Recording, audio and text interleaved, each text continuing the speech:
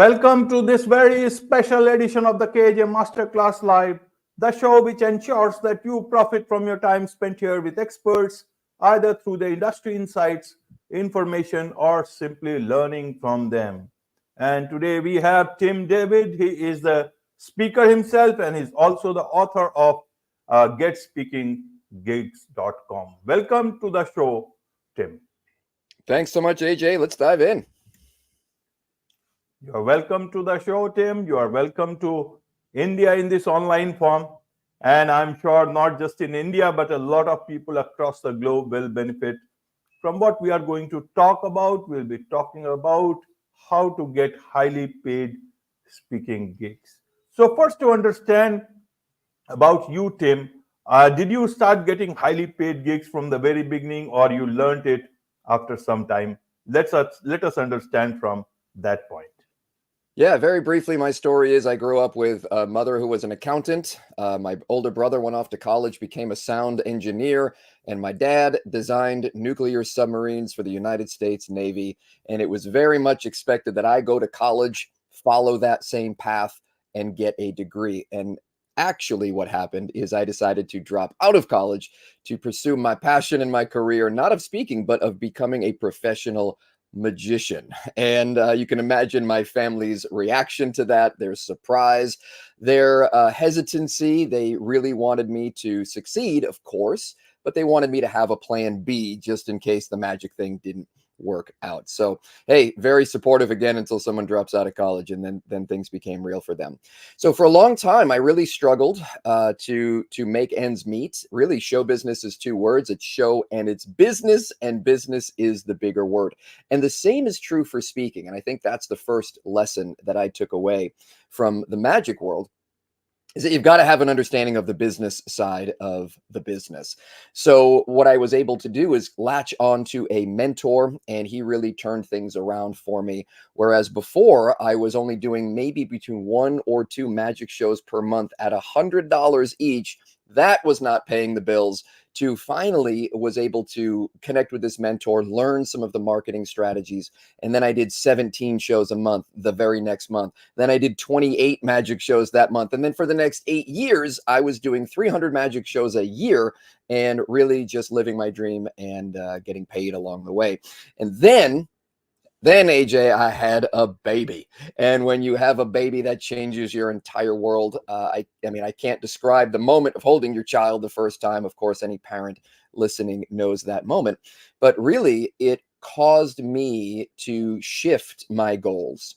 And I realized that I cannot do, or do not want to do, 300 magic shows a year anymore, touring all over the place, never being home. And I wanted to find something where I could work less, earn more, but still pursue that passion of being on stage, and maybe even turning that opportunity of entertaining people into educating people, inspiring people, motivating people, equipping people with some of the skills that they would need to work better, live better, etc. So I tried for a little while. I tried to delete the word magician from my website, my marketing materials, and type in the word speaker.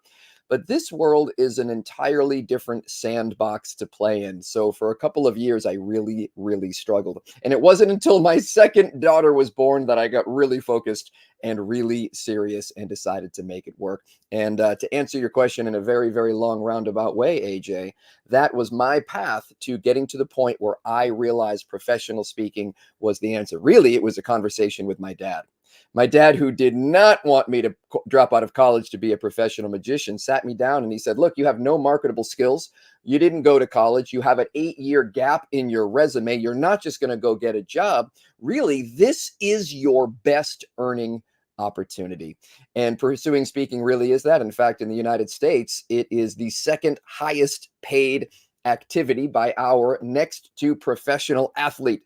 So I ended up getting into the right business. And I will say, though, it wasn't exactly the right time. It was right around the 2008 economic crash. And here's what really was interesting about that. While all of the companies and corporations who were my audiences, right? I was doing corporate presentations for annual meetings, for conferences, for events, for managerial retreats, sales meetings, all kinds of corporate events here in the United States. And in reality, those companies were struggling. So did they cut budgets for magicians? Yes, absolutely. Did they cut budgets for speakers? No. Because when companies are struggling, they need advice, they need inspiration, they need experts to come in and offer that advice and support. So I went from being a novelty to being a necessity and have been recession proof ever since. Right, right.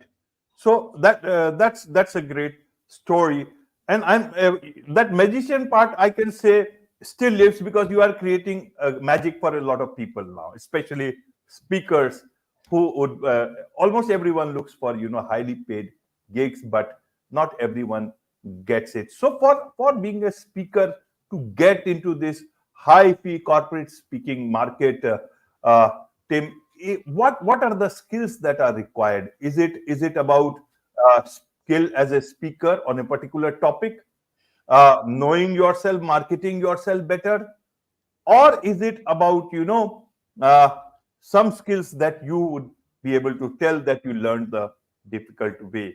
I thought speaking was about just being knowing about your topic well, about your things well. So I want to understand that aspect, because there are, to be very frank, there are many speakers in today's time, and Yeah. someone who has not gotten even one chance, someone who are getting chances every day, many chances. So help us understand, and Yeah, then we'll I go to the love this question so much. What is the checklist? What do I need to put into place if I'm going to go and get highly paid speaking engagements? How can I compete with all of those people who are established, who do have advanced degrees? Maybe they have written books. Maybe they have been on television or Forbes or Inc. or Oprah, or they have all of the clout. They have all of the clients and testimonials. And here I am just getting started. How do I compete with that? Well, I tell people, first of all, there's a 7-item checklist, right? There are 7 speaking business verticals that you need to develop and master. But really, there's 3 ways that you can compete, even if you're starting out, because that's where I was. Again, magician for children's birthday parties. How could that be someone who's going to come in and speak on leadership? Where is the credentials? Where's the subject matter expertise? So here's how any new speaker compete. And we take speakers really from $0 to $100,000 per year in the speaking business. And we do it in a very short period of time. Most people say it takes 3 to 5 years to build that kind of business. To me, that sounds like a prison sentence. Yes, you need to do things. Yes, you do need to do them in order. But if you know the steps, it can take 3 months, 6 months, 8 months instead of 3 years or 5 years. So that's number one. And here's how we compete. The 3 things we can compete on. Number one, you can compete on clarity. The world does not need more information. We are drowning in information, but we're starved for knowledge. And we need speakers to come alongside and give us that clarity, condense your expertise, your subject matter knowledge into something that is clear, concise, and compelling. And when you can do that, that will cut through the clutter of all the other people who have their 17 tips and their 47-point models, right? So, number one, you can compete on clarity. Number two, you can compete on consistency. You can show up and keep showing up where other speakers who are really maybe too busy, they're too booked, can't compete on consistency in that regard. And the third area that we can compete on, the third C, right, of competing is not just clarity, not just consistency, but caring. You can out care the competition. Care enough about your message, about your topic to really shine on stage and have your energy just exude, right, for your audiences. You can out care the competition in terms of showing up in the email boxes, perhaps, of prospects who have reached out to you and following up and staying in touch. And you can ultimately care enough to go through the hard work of condensing and clarifying your message in such a way where it's digestible and referable, right? Because if you're not clear, if you're not specific, then you are not bookable or even referable. So those are the three C's of how any new speaker can compete in the high fee speaking market. Let me know when we want to get into those 7 business verticals that you need to master, the checklist, the skills, that every speaker needs to get highly paid? Yes, yes. You can talk about them now, because people would certainly need them and keep it handy for them. So that would be great.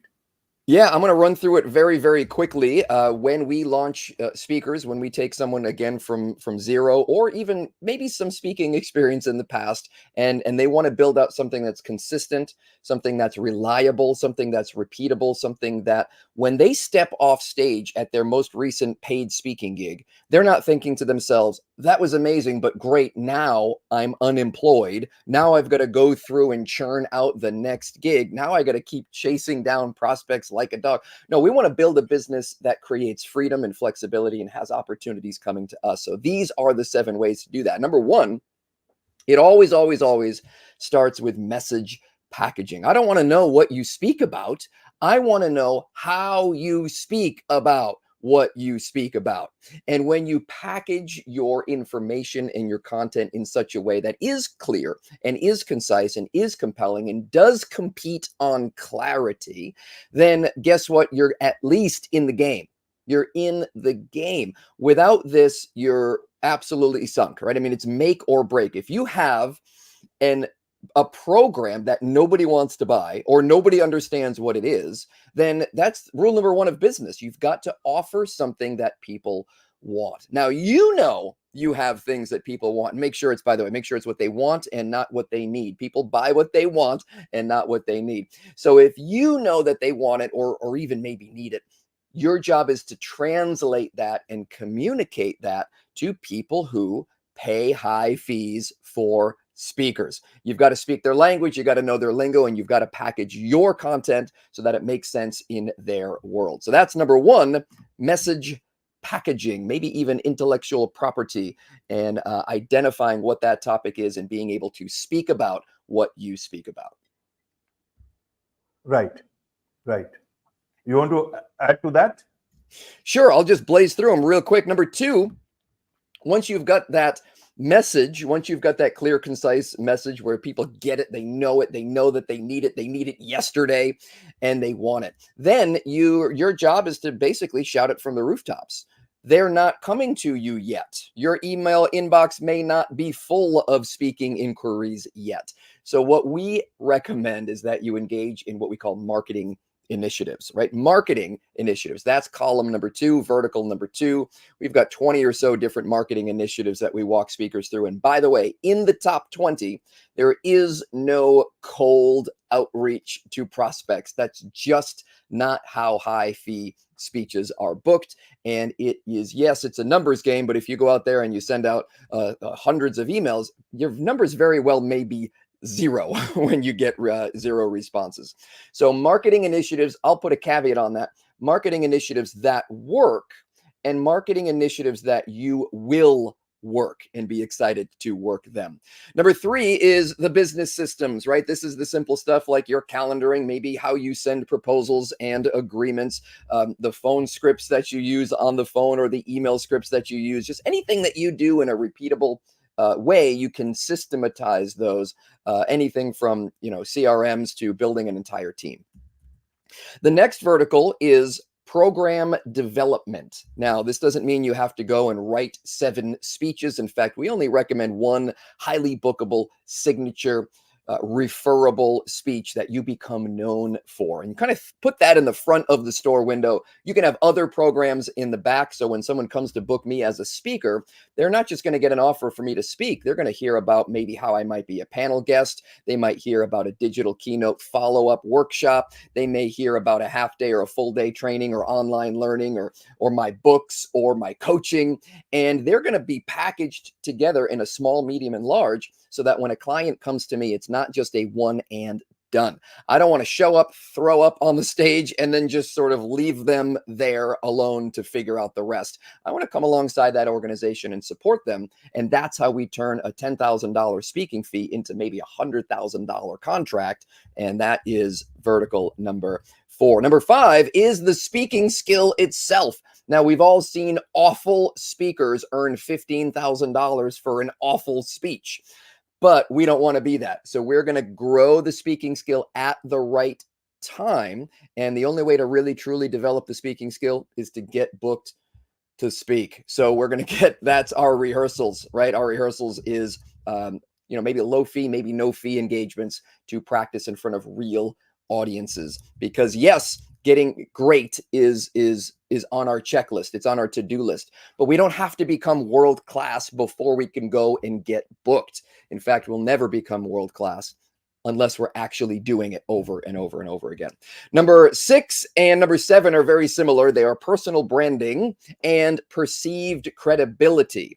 And the perceived credibility, that's things like your personal story, maybe your bio or your resume. Maybe you've been in the media. Maybe you've published some things in magazines or publications. Maybe you've won some awards or have some degrees, or maybe you invented something that everybody knows about, right? And then personal branding is kind of the assets that we have to communicate those things. So everything from having a professional email address instead of such and such at yahoo.com or gmail.com, or maybe even your own personal aesthetic or your headshots or demo videos or websites, all of that falls under the personal branding category. And once again, here's the mistake most people make when they try to build a speaking business. They pick one of these verticals and they try to go deep on that vertical. You're going to hear people reach out to you and say, hey, I can help you publish a book. I can help you get into the media.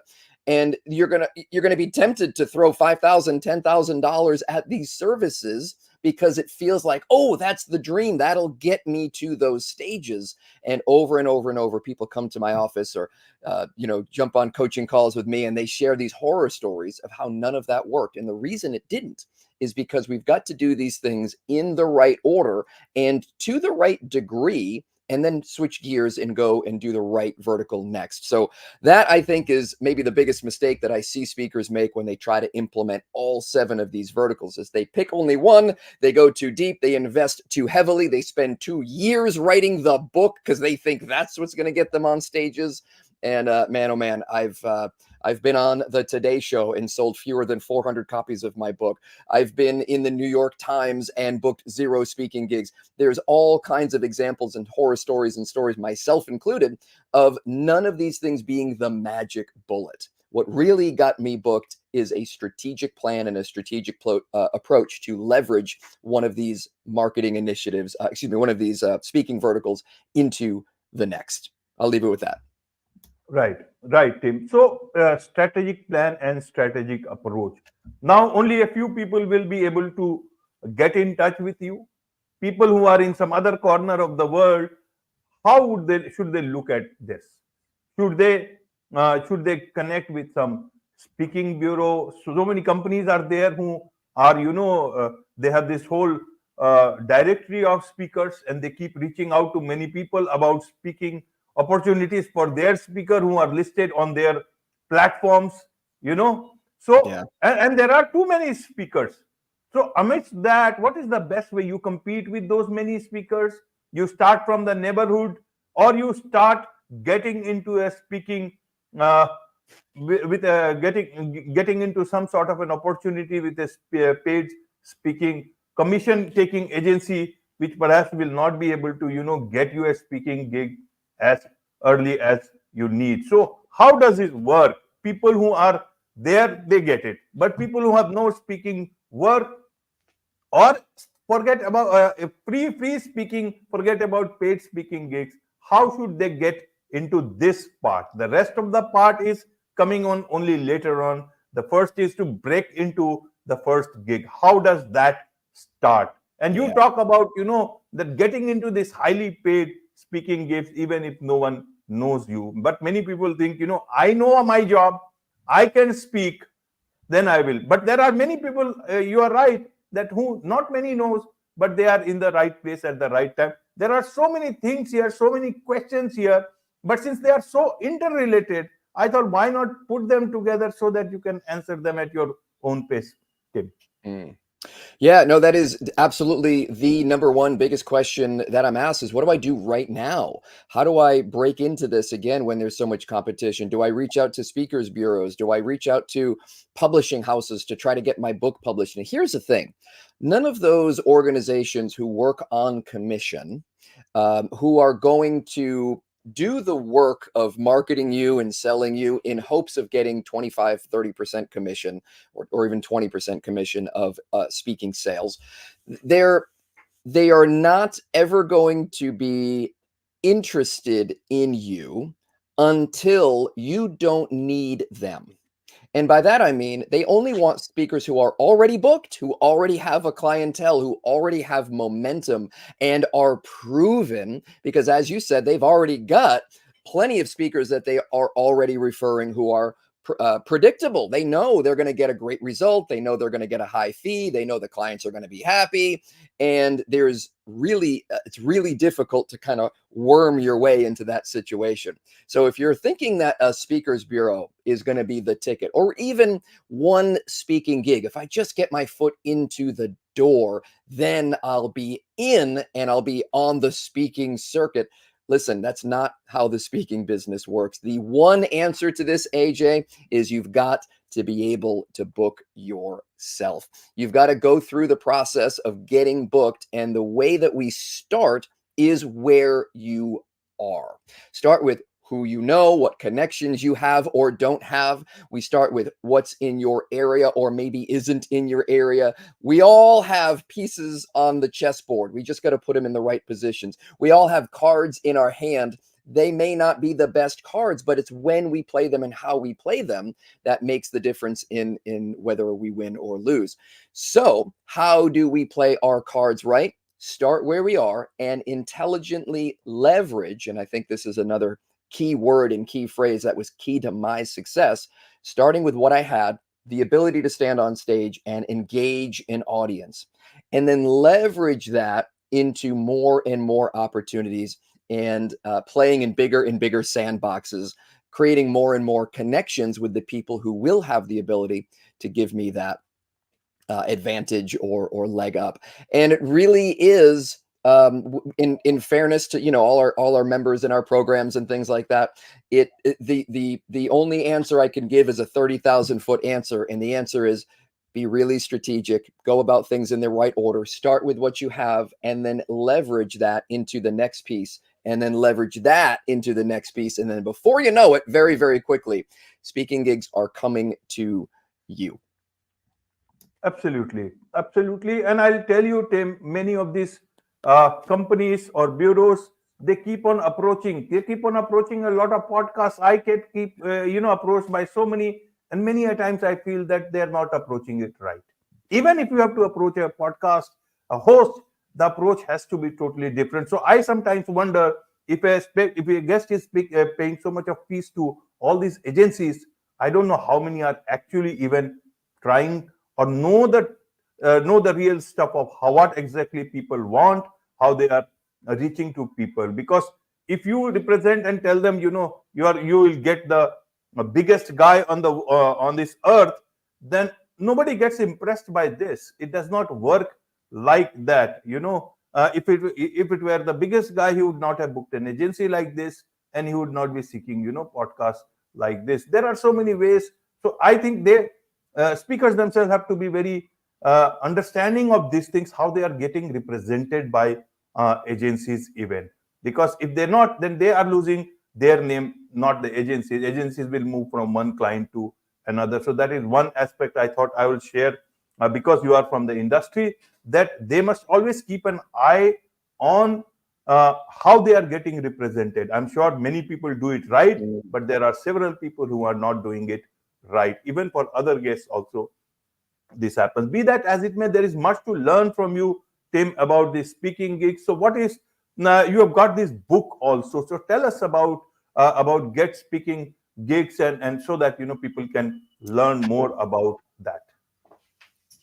Yeah, I always keep a stack handy, right? So it's just something I wrote a few years ago, and it has essentially a lot of those plans and paths. So part one is, this is what to do before you get speaking gigs, and it's really not a whole heck of a lot that you need to do. Once again, you don't need to write the book, you don't need to go and get a degree, you don't need to get Toastmasters certified or anything else. It's laser focused, direct route, straight path, getting the gigs and getting paid.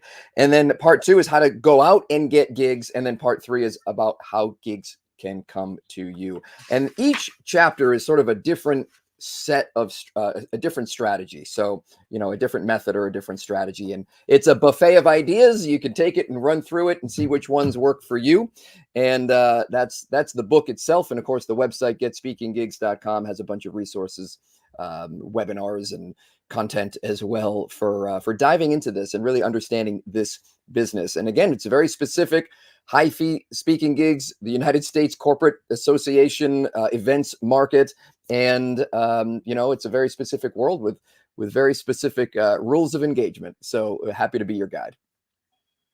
Wonderful. Wonderful. And what about your website, Speaking Gigs, getspeakinggigs.com? What can people learn from there? What is the best way for people to learn from you, engage with you, and connect with you to get the best out of you, Tim?